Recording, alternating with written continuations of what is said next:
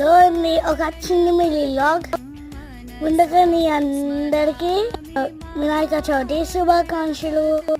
మరి బుజ్జ గణపయ్యకి మీరు కూడా పూజ చేశారా? మరి మా బుజ్జ గణపయ్యని చూస్తారా? బాగున్నారు కదా? మేమైతే పూజ బాగా చేసాం గణపయ్యకి. మరి మీరు ఎలా చేసుకున్నారో కామెంట్ చేయండి.